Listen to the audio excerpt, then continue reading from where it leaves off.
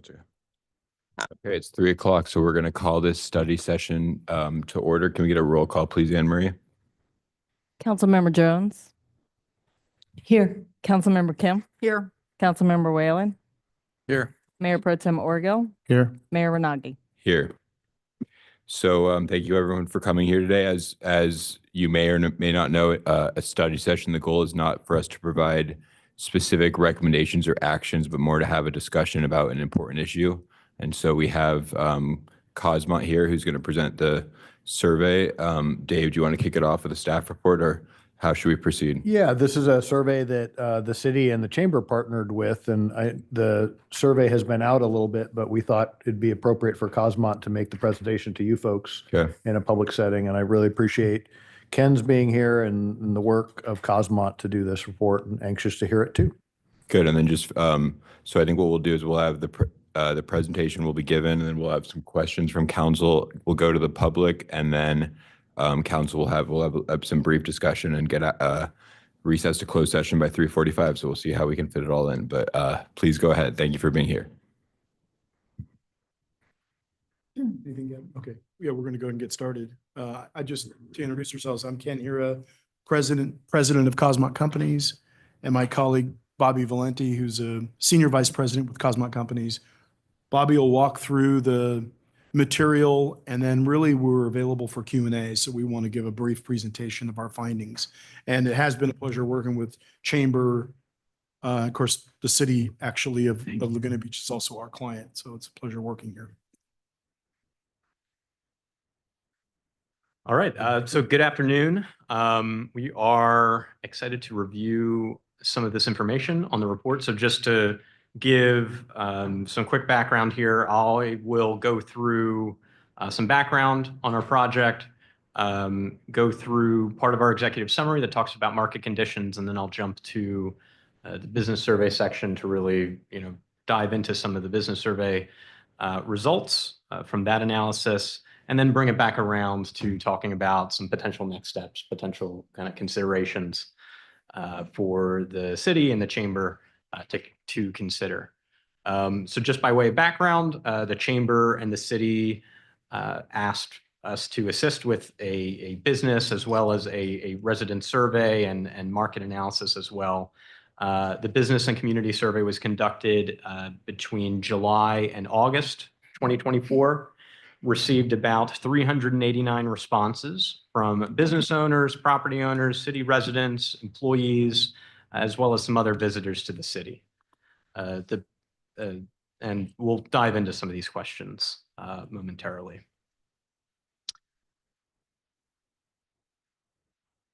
So just to quickly talk about some of the market information here. The city is home to about 1.3 million square feet of retail inventory with no real expansion over the past 6 years or so. The vacancy rate has risen to around 8% right now. It's in our report, it says 8.3%. Recently, it's drifted back down to about 7.5%. One thing I should note as well is that a fair amount of that, about 1/3 of that vacant retail space is that former Gelson's space. So if you discounted that, you'd be at around 5% retail vacancy in the city, which is a bit higher than some of the other competitive cities in the area, but also not necessarily cause for alarm. The market rents are relatively high at $62 per square foot, and seeing some increase over the past 3 years. Higher than some of those other coastal cities that are nearby. Sales tax collections in the city have been growing. The city's share of county pool taxes have also been growing at a faster rate, representing that strong e-commerce growth that we've been seeing over the past decade, really, as consumers have been shifting towards e-commerce. Laguna Beach does generate around $20,000 in taxable sales per capita from retail and food services, really outpacing some of those other nearby coastal communities. Really, that represents both the strong demographics of the residents here, as well as the city's ability to attract visitors and attract visitor spending into the city. So again, just to kind of quickly look at some of this comparison, we see strong household incomes in the city, strong retail square footage per capita compared to other coastal cities that don't have, major shopping malls or large shopping centers such as Costa Mesa. Not much inventory change, really, relatively higher vacancy rate, and market rents, again, being substantially higher than other nearby cities. We also looked at Placer AI visitor data. Placer AI uses anonymized cell phone location data from a very large sample, and it helps to show visitor trends to the city as well as to the downtown Laguna Beach area. We see weekly visits being slightly below pre-COVID levels in the downtown Laguna Beach area, around 137,000 weekly visitors. Visits are generally stable through the day, peaking around dinner time. And a substantial number of those visitors, about 40% of weekly visits are coming in over the weekend. Around 36% of visits are happening between June and August, really showing that some of that seasonality, but also showing that the downtown Laguna Beach area is also a year-round destination for visitors. An estimated 21% of visits to the downtown area are from folks who live less than 5 miles away. So really being that local trade area, with 44% of visitors coming from home locations greater than 30 miles away. So again, showing that, regional destination. So now I'm going to quickly jump down to some of the business survey results.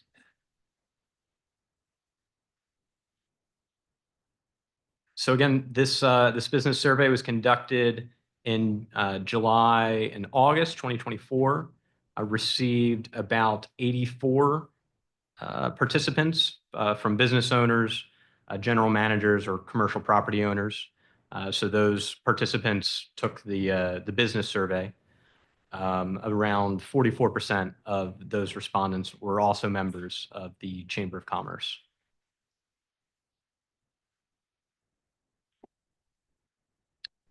So looking at a breakdown, geographically, we see about 57% of respondents were from the downtown area, with also some representation from the other geographic areas of the city. A lot of, relatively small firms, firms with, say under 10 employees, a variety of different business types as well. This is just a map to provide some context as far as the different geographic areas as we defined them for our report. So looking at the customer base and the business climate, around 25% of respondents to this business survey said that they thought that the business climate in Laguna Beach has improved or significantly improved over the past few years, whereas around 50% said that the business climate has, either declined or significantly declined. The core customer groups, as these businesses identified, being the Laguna Beach residents, other Orange County residents, as well as those visitors and tourists from outside of the Southern California area. I think really, again, speaking to, the diverse customer mix that the city is able to attract. Most respondents also had positive views towards e-commerce, seeing it as an opportunity for growth, a valuable marketing tool, a supplementary sales channel. We asked respondents about business representation. So for these different categories of businesses, which types did they think were overrepresented, adequately represented, or underrepresented in the city? Those business survey respondents identified business spaces, so that could include co-working spaces, other types of small office spaces as being underrepresented, entertainment venues being underrepresented, some fast casual, fast food being underrepresented, as well as health and wellness centers being underrepresented, with some of those respondents also identifying art galleries and studios and sit-down restaurants as well being potentially overrepresented there. Looking at some different retail trends and concepts to get a sense of how these business survey respondents felt towards these different concepts.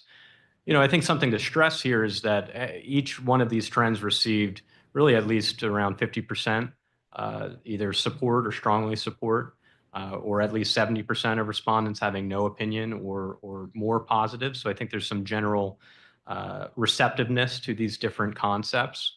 But I think we very much see support for public events. That can include things like farmers market, street fairs, other events to draw activity into the business, into the different business districts of the city.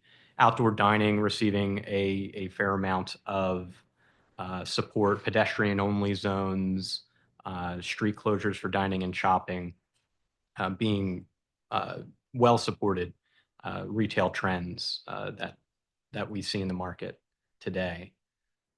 When we shift gears and we look at business challenges, we see the business survey respondents pointing to parking, both for consumers and employees, as a challenge, significant challenge. Rent being a challenge, again, seeing rents in the city being generally higher than other nearby communities, as well as city fees, regulatory and compliance issues being a challenge for businesses. And so then when it comes to priorities for the chamber and or the city to focus its resources on, those business survey respondents are identifying traffic and parking as two of the bigger areas of concern or looking for improvements, cleanliness and appearance, public safety, enhanced marketing. And then we also had space for comments as well, received a number of different comments, including comments on parking issues, some local government and regulatory issues, operational challenges that come from labor costs and attracting staff for positions, some suggestions for different events and marketing activities, some notes on changes to the business environment. But I think overall, a number of those comments really emphasize community pride, appreciation for the city, appreciation for the business districts in the city, and a commitment to supporting Laguna Beach. I can quickly talk about the resident and employee and visitor section of the survey as well, just to touch on some of these points and really summarize some of the insights that these respondents provided. One thing was getting a sense of how respondents often visited some of the business areas in the city, with some of the most commonly visited types of businesses, including grocery, sit-down restaurants, pharmacy. And we looked at, frequency of visits from residents as well as employees and visitors for different types of businesses, how frequently folks dined out in Laguna Beach over the past 3 months, and visits to other shopping districts to get a sense of some of the other commercial areas and nearby communities and where residents and employees are also visiting for other retail trips. When it came to identifying some of the best and worst parts of shopping and dining in Laguna Beach, the best being proximity, residents really appreciating this high quality shopping and dining experience that's close to home, the atmosphere, the community, whereas the challenges being parking and traffic, crowds and tourists, particularly during the high tourist seasons. And then also, I think some concern about different types of business issues, whether it be the higher costs of goods and dining, lack of variety with different types of retail shops, focuses on tourism, et cetera. And again, asked to see what types of businesses respondents would like to see added to Laguna Beach. Entertainment venues being a popular response here, sit-down restaurants, fast casual or fast food being the main types of businesses that residents, visitors, employees would like to see added in the city. Again, looking at those retail trends, pretty strong support, but particularly strong support for public events, outdoor dining, pedestrian-only zones. As far as level of priority for different issues, again, an emphasis on traffic, public safety, cleanliness and appearance, parking. And just to summarize some of those resident comments, the importance of balancing tourism as well as local residents' needs, the challenges that come from parking and traffic, other business issues and costs like rent, high retail prices, restaurant prices, and some recognition that local businesses face these difficulties, face pressures from multiple fronts. And then also some desire for better accessibility, whether that be more public restrooms, better accessibility for disabled visitors such as ramps, handicap parking, et cetera. And so now I'm going to jump back to the executive summary to just talk about some key takeaways.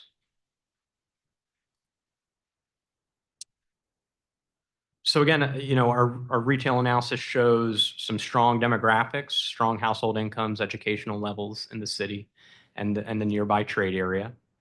It sees some strong strength to the retail market in the city. Those sales tax revenue indicators are generally very strong. The visitor data shows that foot traffic is generally back to that pre-COVID level. At the same time, there are some challenges in the market. Retail vacancy, again, being slightly elevated compared to recent history and compared to other nearby communities. And those high rents, as well as construction costs, labor costs, puts a lot of pressure on local business owners. There are some challenges to the business climate, as identified by those business survey respondents, with many, again, citing high rent, high land values, property values, regulatory challenges and fees, as well as parking and traffic limitations. As far as tenant mix goes, a diverse tenant mix is really necessary to support the needs of both residents, visitors, tourists. Business owners, again, identified entertainment venues, casual dining options, business spaces to help support daytime population. Residents expressed desire for entertainment, sit-down restaurants, other fast casual, fast food, health and wellness services. And one other thing I'd point out additionally is that more boutique hospitality could also help to attract high-spending visitors to the city. Looking at some of those visitor patterns, tourism impact, visitor traffic certainly peaks during the weekend. It peaks over the summer, as we'd expect to see. Many visitors are day trippers, which can have some impacts on parking and congestion. But some of those visitors also bring substantial sales revenue to the retail establishments in the city. But at the same time can impact some quality of life issues, like crowding, traffic, parking availability. There are also some anecdotal concerns from some of the business survey respondents that the visitor spending patterns have been changing. So looking at some of these findings and recommendations, we really identified 6 key categories here. Infrastructure and amenity enhancements, so really focusing on enhancing the streetscape, enhancing lighting, enhancing public facilities to improve the appeal to the city and the commercial districts in the city. That could include things like parklets and outdoor dining as well, and enhanced pedestrian and cyclist paths and connectivity, and also prioritizing cleanliness and maintenance. Marketing and events, again, being something that was emphasized by both the business survey and the community survey. Things like festivals, farmers markets, art walks can help to drive year-round foot traffic and reduce the dependence on just the summer tourism season for businesses. Working with businesses to craft marketing campaigns that attract the types of consumers they are aiming to attract. Housing and mixed-use development, there is some potential for select commercial areas to integrate other uses. We call this blended use. So integrating housing, retail, hospitality, other uses to create a resilient, diversified environment. Regulatory improvements is something we are often talking about with cities, simplifying and streamlining permitting and approval processes, enhancing predictability, digitalization of applications and compliance processes. These are all things that, you know, the city really has a strong control over, and to whatever extent it can be made easier for businesses to navigate these processes, that can mean you know, time and money for businesses that are otherwise facing a high cost environment. And then parking and traffic management strategies that can be used to again, kind of address some of these parking issues that businesses and residents and employees point out as being challenges. And then finally, tenant and business recruitment. And so we see some opportunity for the chamber and the city to collaborate on business recruitment, really focusing on some of those underrepresented sectors that were identified in the survey. So entertainment venues, dining, health and wellness services, other unique experiential retail. There could be some room for incentives and other programs for tenants that align with what the community is looking for, partnering with major retail brokers to help attract high quality tenants, other programs that can be used to support small businesses, support unique retail offerings, attract boutique hospitality, et cetera. And I'll, yeah. Perfect. Thank you. Q&A. Right on time, 20 minutes. So Right. thank you. Yeah. Do we have, You have a deadline. yes. It's closed session, so Are- please. Do we have any questions from the dais?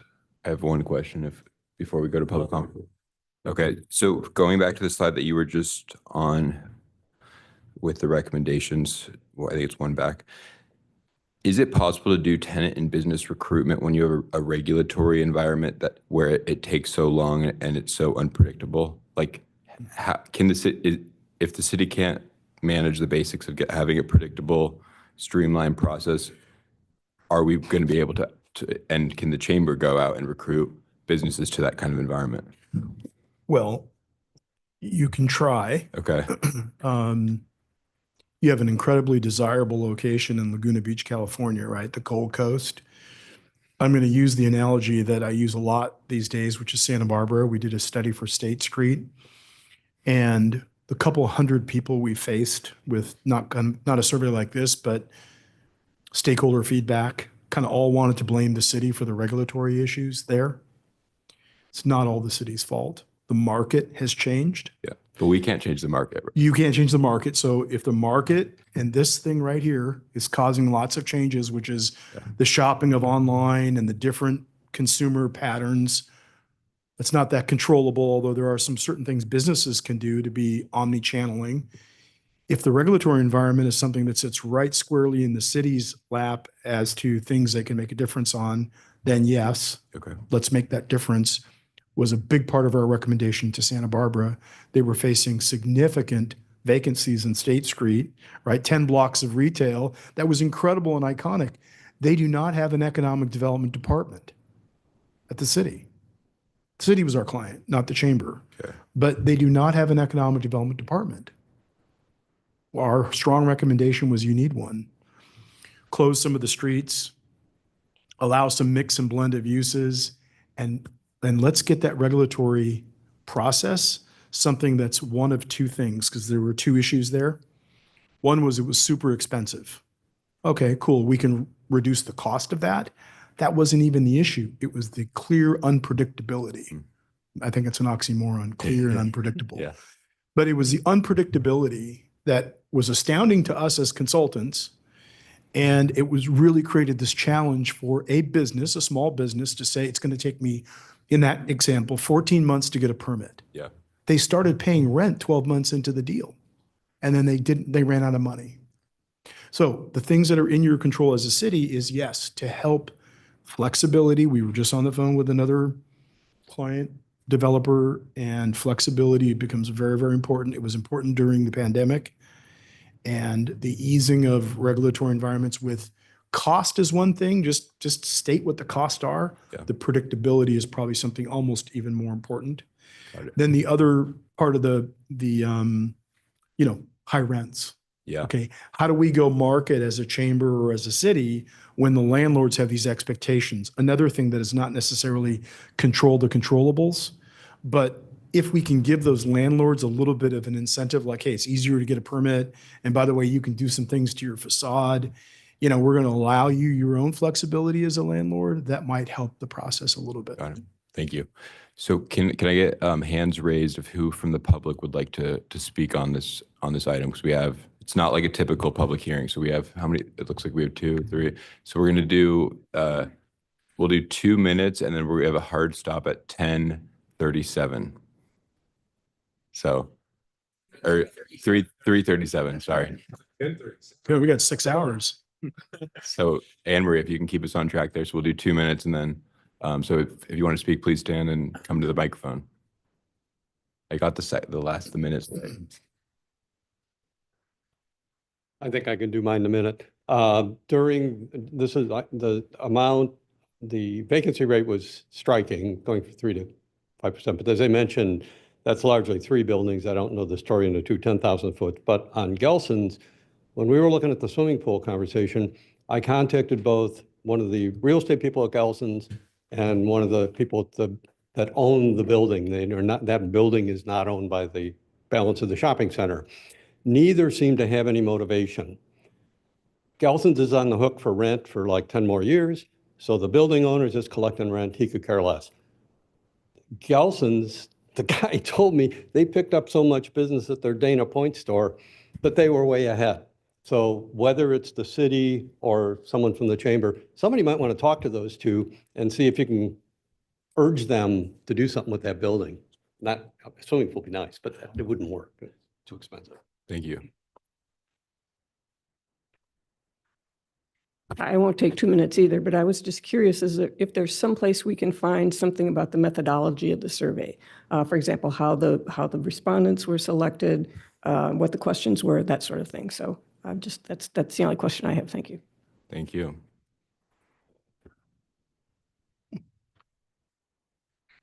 Looks like we have someone familiar with the regulatory environment. Yeah, I'll take those extra 2 minutes. Yeah, I own a sandwich shop here in town, fast casual food. We have outdoor dining. What's the other thing? We're catered to the locals. So 3 things that are very wanted in that city. I tried to open in 2020 when regulations were supposed to be lesser, right? COVID, get businesses in here. It took me 27 months to get through the city and the county. It took me about 6 months to build out. And I'd say like in that whole 3 years, I'd give myself 4 months of just not knowing what I was doing added to that process. So you can take away 27 to 24 or 23. But yeah, so I am what you guys want, what the town wants. Would I do this again? Not without a huge investor who wanted me to run their restaurant and be a part owner with them. It's just too stressful. My entire future career, my family's future was on the line of regulations here that I didn't even understand when I got into it. And then, yeah, for the entertainment thing, being something that people want, I want it. I'm young. I want to be out and with my friends and in town. If you look at the parking regulations, any theater or like plans, places of assembly require 1 parking space for every 35 square feet. That's absolutely insane. If you want a pool table, you need a space for every 150 square feet of that pool table. Oh, sorry, am I done? Or is that 30 seconds? Okay, great. Bowling, 5 spaces for a lane. Mini golf, 3 spaces for a hole. That's 54 spaces for an 18-hole mini golf place. Like, that's insane. If you just want general entertainment, it's 1 space for 100 square feet. And any restaurant is 1 space for 100 square feet. That doesn't differentiate a sit down where someone might be there for 3 hours from a fast casual where they might pop in and out for 5 minutes.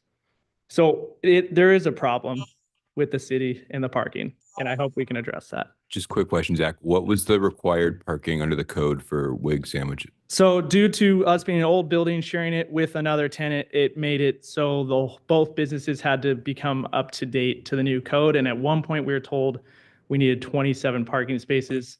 I have an 800 square foot sandwich shop. The liquor store next to me is about 1,600 square feet. So 27 parking spaces for that. Through all the gerrymandering or whatever you want to call it, the bureaucratic historic stuff, we got it down to, I think, 8 or 4. I don't know, but it took 3 years. Thanks, Alex. Would anyone else like to speak on this item? I just wanted to let everybody know that the way the survey was distributed was through the Chamber of Commerce email system, which we have about 20,000 recipients. That was sent on July 18th, a dedicated email on July 18th, another dedicated email on August 16th, and then it was in our every week Tuesday tip-off. In addition to that, we had 6 volunteers on August 5th, 6 volunteers on August 6th, 3 volunteers on August 12th, 2 volunteers on August 13th. And what we did was we printed out a map of all the businesses, several maps of all the businesses in the city, and each volunteer group, we had them in groups of 2, had a map. And every time they went to that business, they checked off if they were able to deliver the survey information, if they were not able to deliver, if the business was closed. And we went all the way from the North Laguna all the way into South Laguna. So that's how the information was distributed. Okay. Does anyone else want to speak? One more speaker? Put my hand up, but you got a few It's- minutes. Yeah, Are you we okay? have Are you good with that? 6 more minutes. Yeah, 6. you're in. You have 2 minutes. Oh, I get 2. First of all, I want to say this is a good-looking city council. I'm really happy with the city council. Thank you very much. My name is Kelly Cornwell. I own the Spigot Liquor next towards to Wig Sandwich Shop. I really am happy that we're looking at just talking about this stuff and putting it together. I mean, I can sit here and put all kinds of holes in this report and say, where'd you get this? Where'd you get that? And I don't agree with that. I don't agree with this, but that's, that's my opinion. That's not all the other people's opinions, right? So I think this is just kind of a starting point, and you can really break it up into lots of little pieces of things to do. There's a lot of things in there we can't fix. There's some things you just can't fix in life, and our traffic is, unless we put a 4-lane road in the canyon, which we're not willing to do, and putting parking structures everywhere, there's some things we can't do. But there's some things we can do. We could try to be prettier, right? We could try to clean up our streets. One thing that as a business owner that we find, and I guess I'm considered Central Laguna, what is it? South Central. We're in South Central. In South Central, there's 0 bathrooms. There's nowhere to go to the bathroom. And it becomes all a business problem. My liquor store, because my bathroom's back in where my alcohol storage is, I can't allow anybody to go there. So then it all goes on to little 800-foot sandwich shop. There's 1 bathroom. So you get a big line of beachgoers, and people have got to go to the bathroom, and it's a really, really big issue. So as a suggestion, maybe we put porta potties in during our peak seasons. We know when our peak seasons are. They just pointed out when our peak seasons are. We all know that summer is a peak season here. If there's nice bathrooms, I have a property at 1750 South Coast Highway. That's 30 parking spots. It's a perfect spot for a porta potty. I don't want to pay for it. I don't want to maintain it, but I would provide it. And there's other places like that. And then going back to the permits, can I get 20 more seconds? 20 seconds. 20 seconds. Thank you, sir. Back to permits. I think they should be clock-based. We should put a clock on when a permit gets submitted or even talked about, and let's clock it so that you can go back and say, this one took 6 months. This one took 27 months. This one took what? And then you can kind of dissect. Why did it take that? What was the problem? Thank you. Thank you. Any remaining speakers? We're 3 minutes ahead of schedule. Okay, so we'll close public comment on this. We'll bring it back to the council for any high-level observations or thoughts about next steps. So who wants to start? Bob, you want to go? No, I just appreciated receiving the report. There's a lot of information in here. There's some interesting data that, I wonder, I'm not sure how significant it is, but it doesn't seem to square with some of the historical numbers we've always grabbed onto, which is, if I do the math on the visitors to downtown, it's what, 7.1. We've always talked about 6.3 everywhere in the city annually. And that if it's 7.1 downtown, you wonder what it really would be, citywide, 10 million, I don't know. But no, I'm interested in figuring out what the next steps are. I think, in our parking management plan, one of the issues we had was parking code. We have to tackle that. It's a mess. Zach made the point very eloquently, I think. It's just nonsensical in lots of ways. Everybody, there were a number of people concerned when we changed the parking standard downtown to 3 per 1,000 that it was going to be disaster and it was going to be a food court and the roof was going to fall in. None of that's happened. So I think we really need to be proactive and moving ahead with changes to the parking code that will assist, businesses, existing businesses open. That I think it'll assist some landlords, owners improving their buildings. If they've got opportunities to expand a little bit without being hamstrung by parking. But another example is you can't do in lieu parking spaces anywhere except in the downtown. Why is that? So anyway, we need to look at parking. We really need to figure out how we can break the logjam, sort of the handcuffs that puts on a lot of businesses. So I'll stop there. I know we've only got a few minutes, but that was my one big point. Thanks, Bob. Mark. I could talk about this for hours, but I'll try to just make a couple of comments regarding some of the larger issues. And then I'm sure that at some point in the future, we're going to kind of have a bigger conversation about this. One of the things I think it's important to remember when we talk about parking, I understand that the parking calculations need to be evaluated for new businesses coming in, but also shown in the survey were residents' frustration with parking. So there's a contradiction there, right? We want to lower standards for new businesses, but people are telling us that there's a challenge. So that needs to be dealt with. And I think that through a effective parking management plan, I think that there could be some solutions in there that could remedy that, or at least contribute to the remedy. I believe we have a changing demographic in town, which we haven't really seen in many, many years in this community. We know that the Surf and Sand has recently gone through a renovation. Pacific Edge is getting ready to start a renovation. The Montage is getting ready to start a renovation. The new Casa Loma has been renovated. Several other smaller hotels are renovated. So with that said, typically when there's a renovation of the magnitude that we've seen, there's usually within a couple of years a 30% effect on their average daily rate. So I think that is definitely going to affect their demographic that they're attracting. So they're going to lose some of their old business, and then they're going to be going after new business.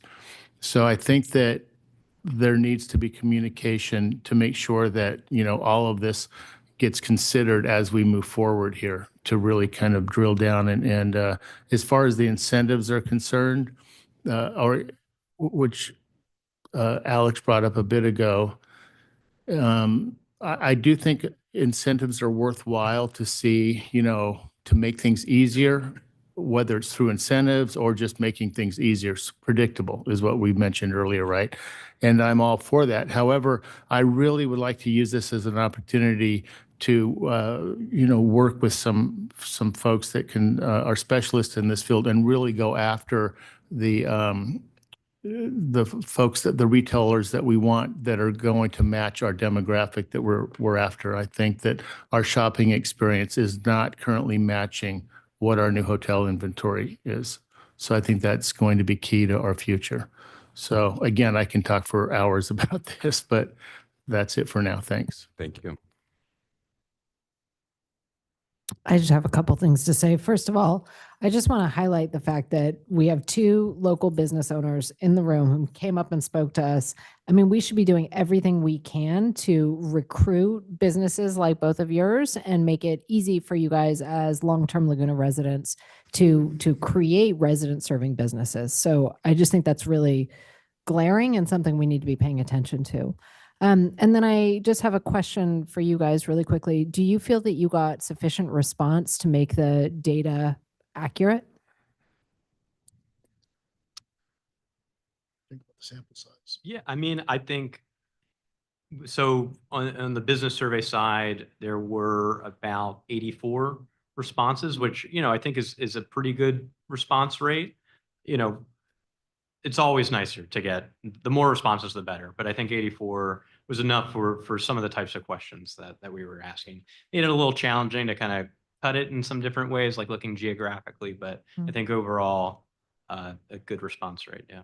Thank you.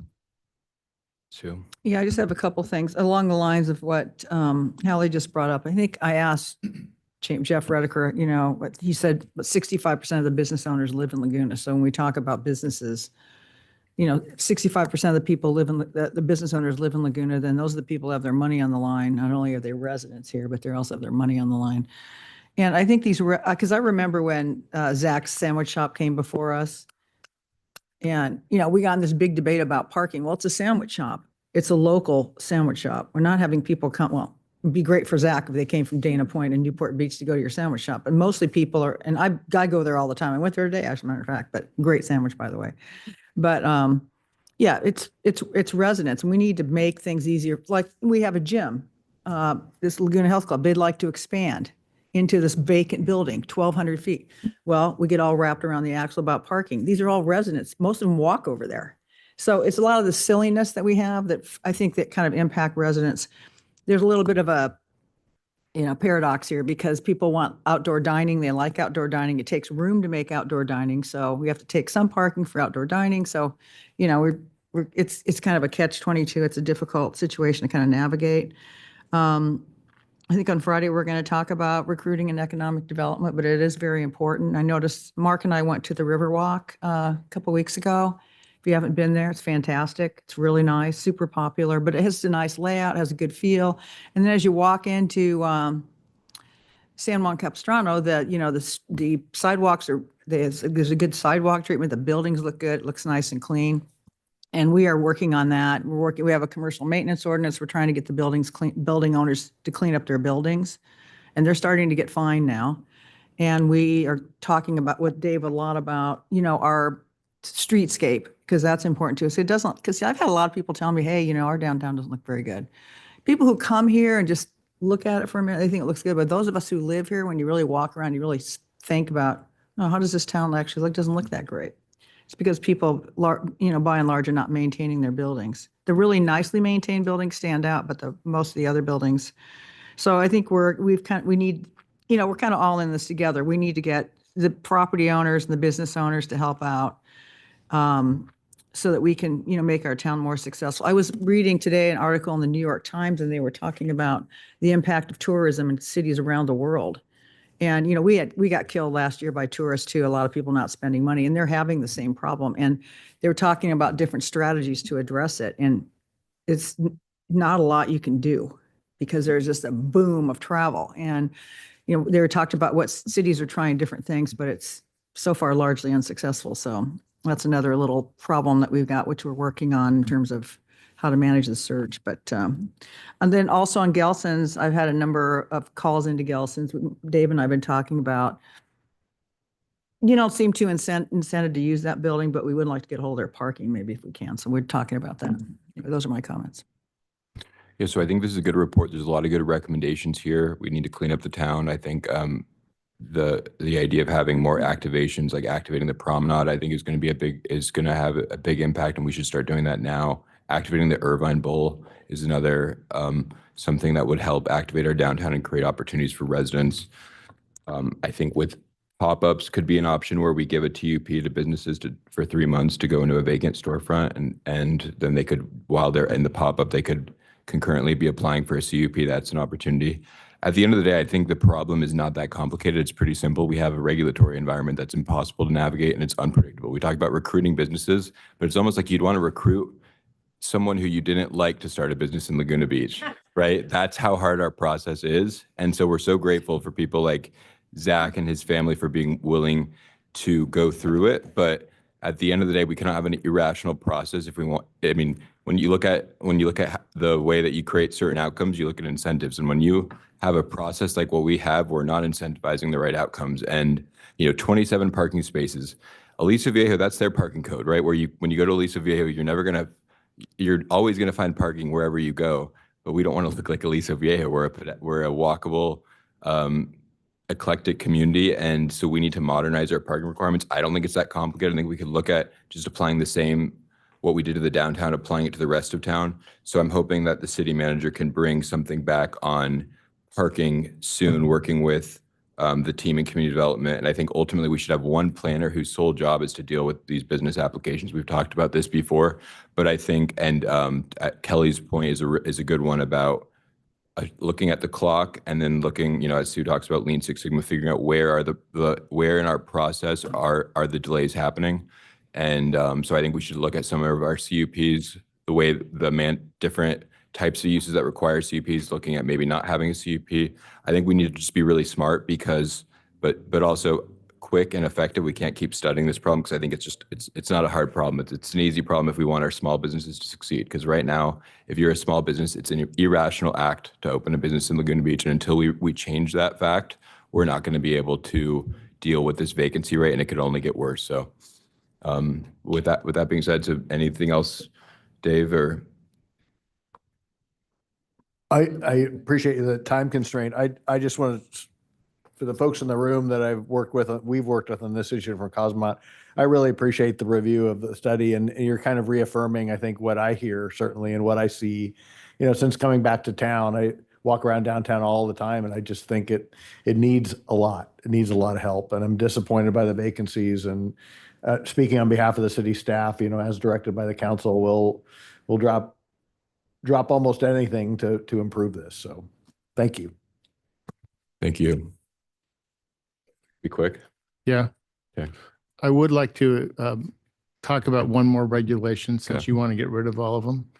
I would like to explore a vacancy ordinance to light a fire under some of our landlords that, let these buildings go vacant for years and years. So anyway, that can be hopefully a topic in this discussion as well. Thanks, everyone. So we're going to adjourn the meeting to closed session at this time. Is there anything I need to do? Is there any public comment on closed session? No public comment on closed session, so we'll adjourn to closed session. We'll be back at 5 o'clock for our regularly scheduled meeting. Thank you, everyone, for coming. We really appreciate it.